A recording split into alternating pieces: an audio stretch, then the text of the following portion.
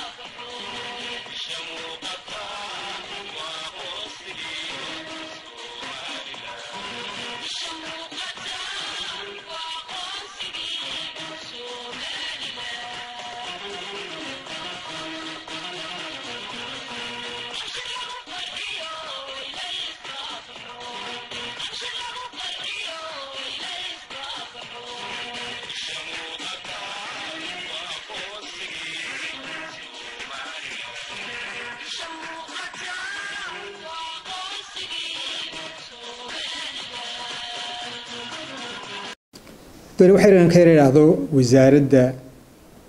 wixii noo qabsoomay iyo qorshaha wuxuu yahay mustaqbalka hadii aan ku bilaabo wasaaradda laftigeeda wasaaradda waxa la yiraahdaa wasaaradda arrimaha dibadda iyo iskaashiga caalamiga xarunta wasaaradda waxa ka kooban tahay xarun iyo wakiilo xarunta waxa ka shaqeeya ilaa 82 qof baa ka shaqeeya waxaana leenahay ilaa 18 wakiil oo ku kala baxsan darafyada caalamka Mareykanka, Yurub, Bariga Dhexe, Asia iyo qaaradan Afrikaba. Markii aniga la magacaabay wasaaradda waxyaabihii ugu horeeyay runtii aan sameeyay waxa kamid ahayd inaan ku sameeyno duba habeyn qaab dhismeedka wasaaradda. Waxaan ku soo daray laba waaxood oo cusub aan soo daray waaxda sharciga iyo waaxda qorsheynta iyo cilmi baarista. waxaan ku doobaabeen ku sameeynay dhismayaashii laftigooda bilicdana wax badan baanu ka bedelay iyada laftigeeda waxaan runtii aanu gelinay dadaal badan iyo kharash badan ba sidii loo sugi lahaa nabadgelyada iyo badbaadada wasaaradda waxaan ka bilownay bal inaanu tayeeno shaqaalaha wasaaradda sida awadeed waxaanu sameynay baaritaan aanu baarayno bal baahida qof waliba uu u baahan yahay kororsiimo aqoomeed sidoo si habsamiya ugu qabsado wixii loo xil saaray waxa ka soo baxay baaritaankaas inaanu u diro tababar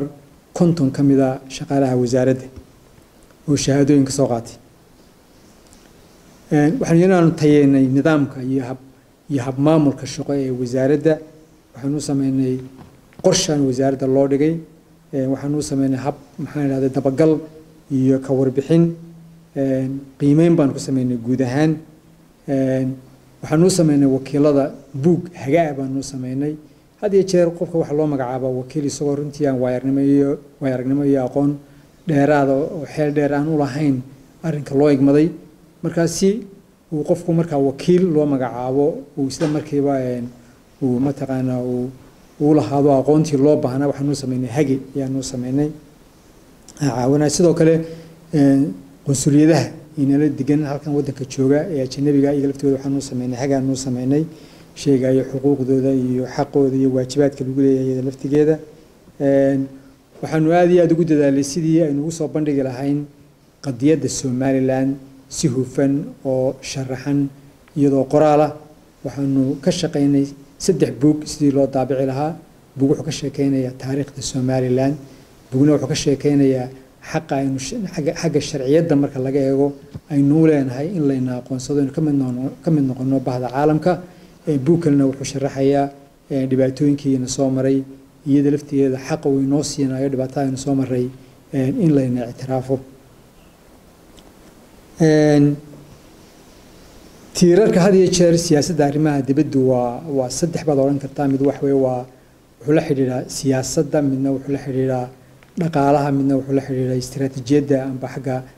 maxaa yiraahdaa nabadgelyada iyo ilaalinta iyo xoojinta nabadgelyada ayuu la xiriiraa xagga siyaasadda wax badan baa runtii ayaan ka qabanay intii sanadkii barkiina soo dhaafay oo kaliya ilaa 13 wadan ayaan soo maray wadaanu sanadkan gudihiisa oo kaliya ilaa 5 wadan ayaan soo maray madax fara badan baan la kulanay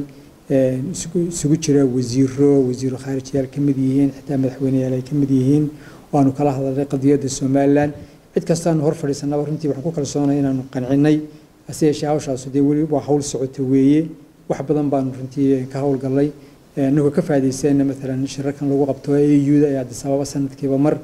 inaanu la kulanno ka faa'iideysano munaasabada la kulanno madax fara badan oo ka timid wadamada Afrika uga sheekeyno qadiyadda Somaliland waxaanu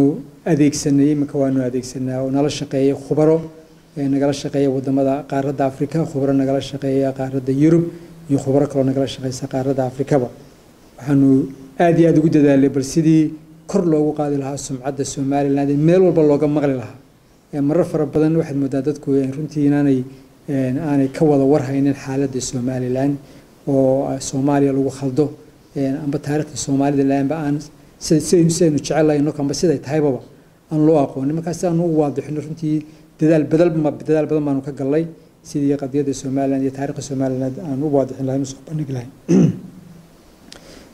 safaarado ayaan ku daray amba wakiilo ayaan ku daray wakiiladii hore jirna qaar badan baan runtii ballaarinay oo xafiisyadaan u waaweynay si ay u gutaan hawlaha loo igmaday guud ahaan xagga dhaqaalaha hadan wax yaraan ka yar taabto waxaan ka qayb galay shirar fara badan oo dhinaca dhaqaalaha oo aan ku soo bandhignay fursadaha maalgashi ee waddanka ka jira iyo horumarka aynu sameynay waxa kale oo la socotaan in wasaaraduna ay qayb ka ahayd heshiiskii ballaarinta dekedda berbera ee aanu la galay shirkadda DB World xagga istiraatiijiyada laftigeeda wadamo fara badan baynu kala shaqeynaa sidii loo sugi lahaa nabadda wadamo aynu jaarnahay iyo kuwa aynaan jaarnahaynbaba marka halka laftigeeda dadaal badan baynu ka galay mustaqbalka waxaa noogu jira qorshaha sidii loo sii adkeyn lahaa tayeynta sidii loo xoojin lahaa tayeynta wasaaradda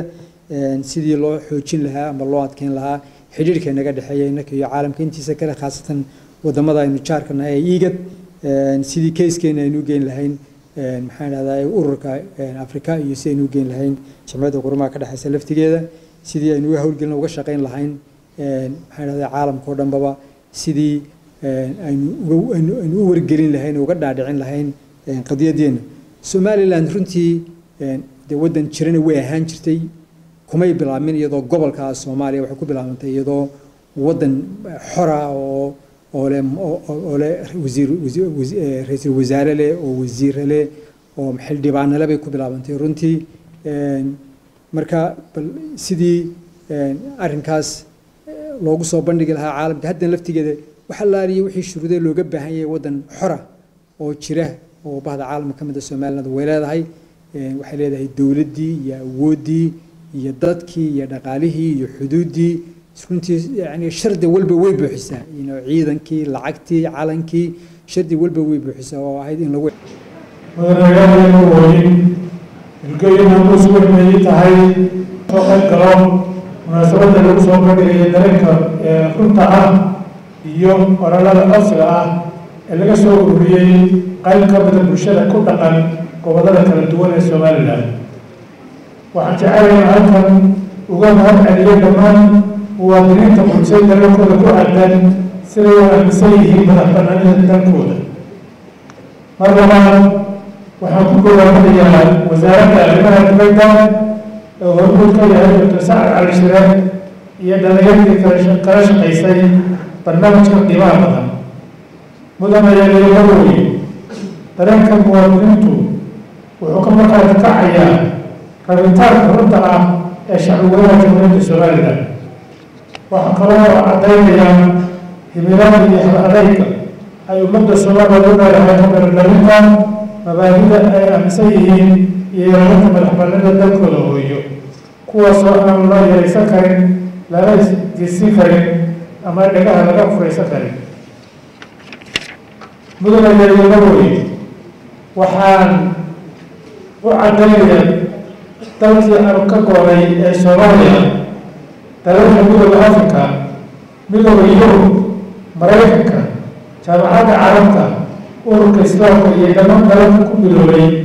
jamciyadda qurumaha ka dhaxaysa arrimahaas qurusan. kow, Soomaaliland waa waddan leh taariikh dheer oo soo jiray ilaa 1887 isla markaana leh xuduudo caalami ah oo la aqoonsan yahay kana mid ahaa maxmiyadihii Ingiriiska. laba, Soomaaliland waxay ahayd dal gaar ah oo xornimadiisii ka qaatay 26 Juun 1960 dowladda Ingiriiska. waxaan ku biiray lama midoobay 1 Juulaay dalkii Soomaaliya ee Talyaaniga gumaysan jiray. saddex, Soomaaliland waa waddan isagoo xor ah waddan kalena xor ah ku biiray. markaa ma aha markii ugu horeysay ee laba waddan oo qaaradda Afrika ka mid ah ay isku biirsadeen haddana kala noqdeen. caalamka intiisa kale ugu qancin lahayn. waxaan aad iyo aad ugu kalsoon insha Allah biidnillaahi alkariim safarada soo socda iyo ictiraafo. marka dadaal badan baanu ka gelaynaa runtii sidii arrinkaas aan ugu soo bandhignay. qabanaa waxa weeye inaynu helo ictiraaf. yoolkeenu ka weey halkan wixseen halka weey geedi socodkeenu ku gaadhayna dabcan wuxuu u baahan yahay dadaal buu u baahan yahay gudaha iyo dibadda ayuu u baahan yahay. qorshaha waxa noogu jira runtii inaan safar ugu baxno Yurub iyo Mareykan labadaba. dad khubaraaba runtii naga caawinaya si aynu fariinteena u gaarsiino caalamka iyada laftigeeda tayeynta wasaaradda waxyaabaha qorshaha noogu jira. waa runtii waxaan doonayaa in aynu gaarno heer ay wasaaraddu isku filaato oo ay ka maaranto dad khubaro dibadda inay noo yimaadaan inay taakuleeyaan oo inoo dhisanto. dabcan iyada laftigeeda waxaan doonayaa inaynu xoojino xiriirka dhaqaale iyo xiriirka siyaasadeed ee naga dhexeeya jaararkeena iyo dee wadamada kale Afrika iyo caalamka guud ahaanba. marka waxaasoo dhan runtii waxay noogu jiraan qorshayaasha insha Allah. sidaan darteed sheegayaba astaamaha Soomaaliland ay leedahay caddeynaya inay tahay qaran buuxa. waxaa ka mid ah inay leedahay baasaboorkeeda u gaar ah oo ay dadkeenu ay ku safraan. yani waddanaan lagu tegin runtii baasaboorka Soomaaliland uu yar yahay hadday tahay ka shacabku ay qaataan iyo hadday tahay ka qaataan shaqaalaha dowladda amba ay tahay kan diblomaadka ay qaataan intaba. dabcan inagu runtii waxaanu jecelahay in aynu higsadka aynu leenahay inaynu bahda caalamka ka mid noqono la ictiraafo inaynu gaarno si baasaboorkeennuna mataqaana dee baasaboorada uu noqdo baasaboor caalamka oo dhan maxay dhahdeen laga soo wada dhaweeyo. laakiin waxa sidaan runtii dadaal badan baynu ka galay arrinka xagga mataqaana xagga markaad eegto xaaladda hadda aynu ku sugannahay xagga baasaboorka iyo dhoofitaanka. waxyaabaha runtii aan looga maarmayn inaynu layna ictiraafo inana aynu mataqaana aynaan ka daalin raadkeenu ugu jiro sidii layna ictiraafi lahaa. waxaa ka mid ah dhaqdhaqaaqa muwaadiniinteena. waayo dadkeenu waxay u baahan yihiin dibadda ugu baxaan amba ganacsiga ugu baxaan amba caafimaad ugu baxaan amba maxaan idhahdaa waxbarashaha ugu baxaan. marka runtii waxyaabaha aynu doonayno aynu ka doonayno ictiraafka waxaa ka mid ah waxyaabaha hase yeeshee haddana idaan layna ictiraafsanayn baa haddana lagu dhoofaa baasaboorkeena oo wadamo badan lagu tago. bal waxaad ka warantaa haddii aan ka horeeyo su-aasha horeysa Soomaaliland dalalka dibadda waxay ku leedahay wakiilo iyo wakiil sharafeedyo kharash badan baa ku baxay wasaaraddu bil iyo sanad kastaba ku bixisaa. maxaad noogu sheegi kartaa ujeedada kharashka wakiilada iyo doorka ka qaataan baaridoonka ictiraafka? runtii barnaamijkan daba socday waxay ahayd waxqabadkii ama wixii u qabsoomay ama guulihii ay gaadhay wasaaradda arrimaha dibadda iyo iskaashiga caalamiga labadii kun iyo 16 waxa sanadkii dhamaaday marka wasiirada waxqabadka oo dhan runtii haddana halkan ku soo koob suurtagal ay noqon mayso wasiirka ka hadlay wasiir dawladda ka hadlay kolleegaasimaha guudna qayb ku lahaa inuu wixii magaranaysa operational ama waaxaha ama wixii uu qabsoomay waaxaha wasaaradda inuu sameeyo maadaama aanu si gaar ah ugu xil saaranahay waxaan doonayaa inaan ka hadlo oo wakiilada Soomaaliya ay ku leedahay dalka dibadiisa marka haddana su'aashaada u imaado runtii wakiil markaanu leenahay waxa weeyaan waa safiir oo kala ayuu dhigmaa maadaama aan dalkeena la ixtiraafsanayna ma oran karayno waa safiir laakiin safiirku wuxuu yahay wakiilku wuxuu yahay waa shaqadii safiirka ayuu qabtaa shaqada safiirku qabanayana waxay tahay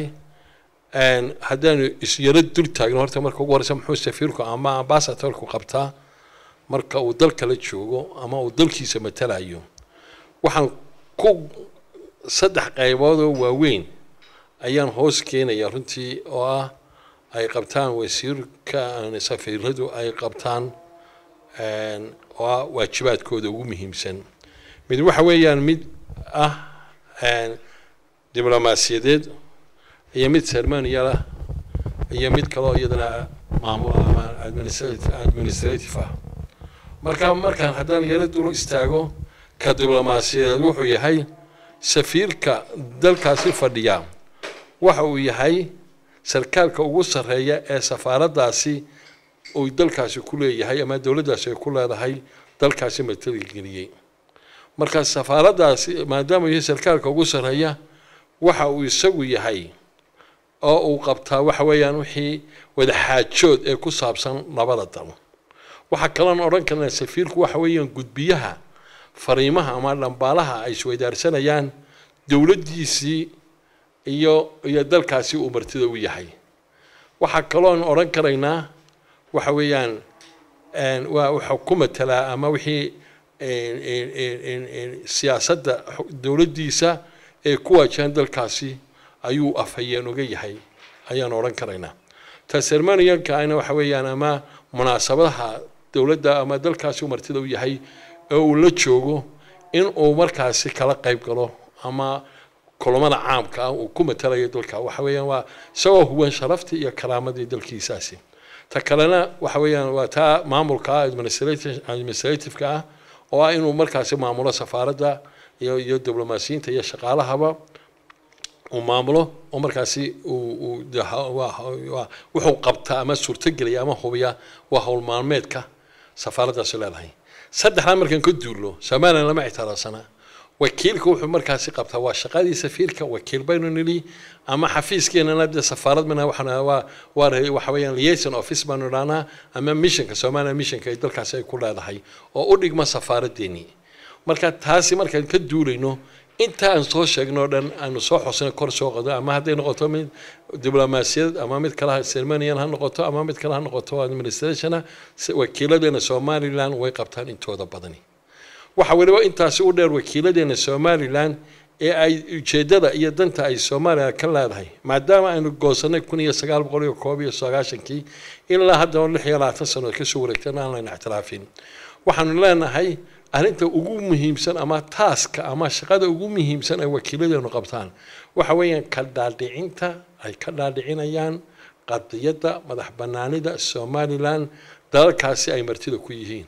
isla markaasna kuma ee ka dalka martida ay u yihiin oo kaliya waa qunsuliyadaha iyo safaaradaha dalalka kale ay ku leeyihiin dalkaasi ay martida ku yihiin ama ay wakiilkeenu inoo joogo ayaynu noqonaynaa iyagoo ka dhaadhiciya qadiyada madax banaanida iyo xaq ay u leedahay ka tashiga Soomaaliland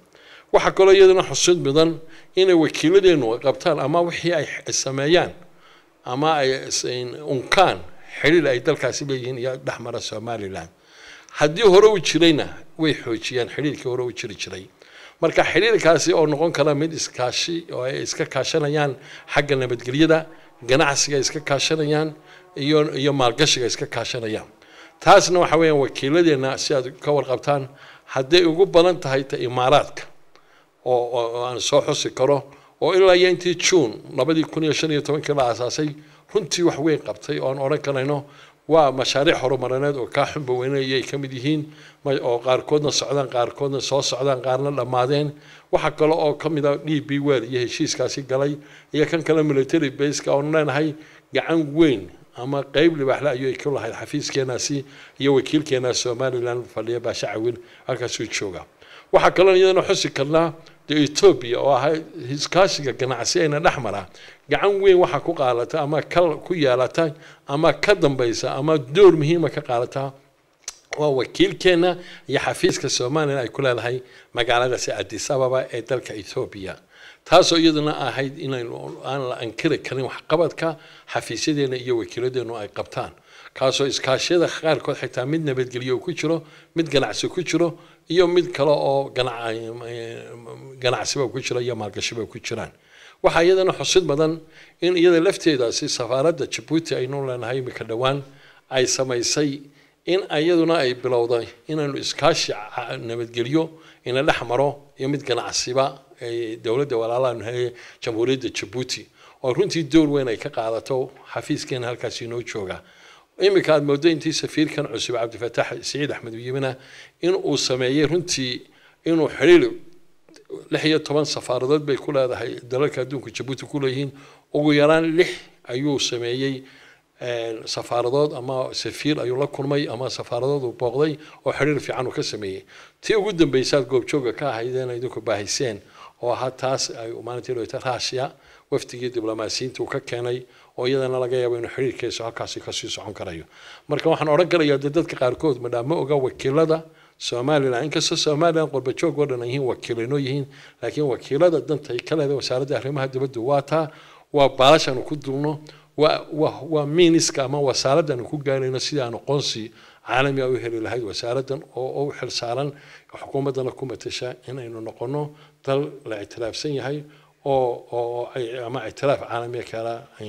beesha caalamka marka lama dhayalsan karo ayaan xasan qaba wakiiladaasi intaas ayaan ku soo koobaya South Sudan wakiilku inoo magacaabay laakiin wali xafiiska lama furan Sweden oo iyadana imika xafiiska ugu weynaa aanu ka furayno oo barito wasiirka Saad Xaaji Cali Shire wasiirka arrimaha dibadda iyo iskaashiga caalamiga ah oo barito kala qayb galay xafladda Afrikaanka oo lagu soo casuumayna MP badan iyo dawladda iyo wasaaradda arrimaha dibadda saraakiil badan iyo mas'uuliyiin badan oo ka socda Brussels oo Belgium oon wakiil ku leenahay xafiiskiisina aanu furayno haddii la ka dhigo sida ugu dhaqsaha badan leh oon horena ugu talagalay furno laakiin ay ku qaadatay waqti sidii wakiilku u heli lahaa meeshii ku habboonayd Norway iyada xafiis ma jiro laakiin wakiil bay noo jooga Yaman waxay halkan bay xafiis weyn baynu ku lahaan jirnay Sanca laakiin arrimaha iyo dagaalka awgeed nabadgelyada awgeed ayaa waxa jooga xafiiskeena halkan buu ku soo shaqeeyaa laakiin shaqadii safaaradda Yaman ee Sanca ayuu halkan ka qabtay oo ka fuliyaa Turkiga isagu magacaabay yahay safiirkii laakiin wali ma suurto gelin in uu markaasi noo magacaabo in xafiiska furano xagga farsamada ay xag ka timid dawladda Turkiga oo wali ay nagaga yaraxnimay yihiin UK waa xafiis cusub imika ay u guureen laakiin xafiis weligeed ba soo jiray oo xafiisyada ugu waaweyn ee wasaaradda xagga Yurub aanu kaga faano wasaaradda arrimaha dibadda ama xukuumadda ama dalka jamhuuriyadda Soomaaliland ba France iyada wali xafiis may furan laakiin ku xigeen iyo safiir bay noo jooga oo aad shaqadooduna iyaduna qabto shaqo weyn ay noo qabto waxa jira iyadana Washington on June furnay 2016 oo laba shaqaaleyntan imika la dhameystirayo markuu wasiirku imika booqdo iyo wakiil kale oo aan ku yeelan doonan maadaama ay New York tahay xaruntii qaramada midoobay oo wasaaraddu istustay ahmiyad weyn inoo leedahay furitaanka xafiiskaasi Canada oo caasimadeeda Ottawa ay noo joogto safiiradii noo joogto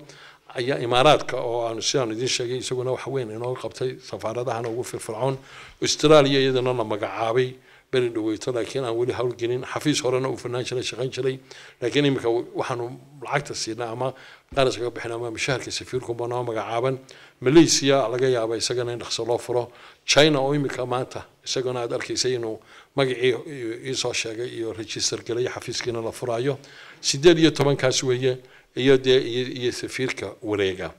wakiilo sharafeedada oo imika soo celinay oo berigii hore ahaan jiray aanu yaraynay laakiin imika South Africa kale qabaal baan soo celinay oo isaguna noo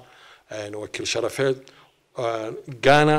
iyo Denmark oo isaguna Somaliland la ku magacawnay Netherlands oo dhawaan aan magacawnay Germany oo Uganda waynu soo socotaa marka inta markaad eegto haween wakiilada inoo jooga haddaba wakiilada jooga oo dhan waxay inoo qabtaan shaqadeedii waan inoo sheegay laakiin waxa muhiim ah iyadana inaan xusno xafiisyada ugu waaweyn ee ku faano ee qaarkoodna ay fiisayaasha bixiyaan xafiiska Addis Ababa ee Ethiopia waa xafiis weyn oo ku faano runtiina muddana soo jiray imika intii Cali Salaan jirtay Cali Shombe tagay safiirka cusubina wuxuu kala saaray xafiis weyn xafiiskii markii hore ahaan jiray deganaanshaha iyo xafiiska isku jiray marka wuxuu u kala saaray xafiiskii iyo deganaanshihii oo meel qurux badan oo safaaraduhu ay degan yihiin oo ka soo helay aanu taana ku hambalyeynayno Djibouti lafteeda عبد الفتاح لفتيس يسوي حسنا سميين وكلا هلاي حفيز كي رئيسلنسي oo markaas isaguna laba meelood oo aad qurux badan oo kaleeyay oo isaguna labada waxa bixiyaan iyaguna fiisayaasha Nairobi oo isagoo ku hambalyeynaya Kenya Abdullahi Dakar oo isaguna inoo furay xafiis weyn oo runtii aad u shaqeeyo oo marka qof kasta oo runtii boqdaan isna aad ugu hambalyeeyo halku ka helay iyo sidoo u dhisay xafiiskaasi oo isaguna imka fiisayaasha bixiya bilaabay London UK isaguna ah xafiisyada ugu waaweyn aan ku faano xaruntoodii ku deganaan jireen muddaba way ka soo guureen imka xarun cusub iyo xafiis cusub ay intay timi ayaan ay ku hambalyeenayo xafiis aad u fiican ay samaysay Dubai isaguna xafiis ayaanu ku leenahay UK waxay bixiyaan iyaduna London fiisayaasha bixiyaan Dubai may bilaabin laakiin xafiis weyn oo shaqo wax ku ool ka qabtay halka maalgashiga iyo mashaariicda horumarineed iyo xiriirka isku soo dhawaanshaha dawladda Imaaraadka iyo Somaliland Washington DC isna uu bixiyaa fiisayaasha oo waxaanu furnaysayna koodii June anaaba goobjoog ahaa 2016 iyo China oo bishan isagana gudaheeda la furayo waxa kale iyaduna xusud mudan in Stockholm Sweden san sheegay isna xafiis weyn laga furayo oo 17 berita ah hadii la ka dhigo aanu islaynay wasiirkan uu ka qayb galaya Brussels oo iyadana July noo qorshaysan inaan ku furno rabadaanta kadib June baan islayn fura laakiin maadaama ay rabadaan tahay iyo shaqaalaha aanu kordhinayo koonfurta Suudaan isagu halkan buu joogaa arrimo nabadgelyo darteed laakiin xafiiskaasi qarashkii waanu haynay iyo furniture-kiiba laakiin may suurtagelin arrimo nabadgelyo dara awgeed iyo Turkiga isaga arrimo farsamo jiro isagana safiirku magacaaban yahay imka jidda joogo intaas markaad eegto tirada shaqaalaha ka badan yihiin Somaliland dadka ka shaqeeya dhowr iyo 3 way ka badan yihiin sanama iyo dhowr ajnabi ah ilaa 20 ama dhowr iyo 10 iyaguna ku dhawaanaya ayay jiraan marka waxaan oran karaynaa safaaradaha qaarkood iyo xafiisyadeenaba waa xafiis aad u shaqeeya marka oo eegto dawladda Soomaaliya ictiraafka haysata xafiisyadeen inta badan way ka fiican yihiin inta way ka qalabeysan ka shaqaalaysan yihiin ka shaqaale badan yihiin ka tira iyo tayaba badan yihiin marka runtii waxaan oran karayaa arintaasi waxaan oran karayaa waa guul inoo soo hoyatay baan oran karayaa sameynaya maalin dhawaan booqanay dal Afrikaan kamida waxay iyagana aan aragnay oo jirtay oo aan booqan noo sheegay in safaaradda Soomaaliya kirada markii iska bixin karo in laba guri lahaayeen bay mid kireeyeen kii kale markaa ka bixiyaan berigood xitaa xukuumaddiisa Maxamed Siyaad Barre beriga ay ahayd waxa jiray xitaa in safaaraduhu lacagta waqtigooda aan heli jirin ay ka dah jirtay anaga waqtigaasi 16 kaasi xafiis iyo waxaanu bixinaa 18 kaasi wakiil lacagtooda waqtigooda bay ku helaan waxaana halkaasi ka go'an tahay in Soomaaliland iyo xukuumadda iyo wasaaradda arrimaha gudaha ictiraafka ay kaga dhabayso ama higsigaasi inay gaadho waxaad ka garanaysaa xafiisadan furnay sidan u abaabulay iyo dhaqaalahan ku bixino oo ah sanadkan 10 bilyan iyo xoogaa ayaanu safaaradaha ugu talagalnay xafiisyadena 10 bilyan oo Soomaaliland shilingis waxa kale sanadkii ku horeeyay 2016 8 bilyan iyo 500 oo milyan bay ahayd marka halkaas waxaad ka arkaysaa inaanu kolba la jaan qaadano korarka xafiisada inay miisaanadeena soo korsay iyo kolba baahida yimaada marka waxaan aadaa dadka qaarkood dhaliilaya la xafiisadan way iska furtaan iyo wasaaradda iyo ma shaqeeyaan runtii danababa waraystaan ba xafiisa maxay idin furan iyo maxaad qabateen iyo ictiraafka maxaad ka samayseen waxa soo dhami jira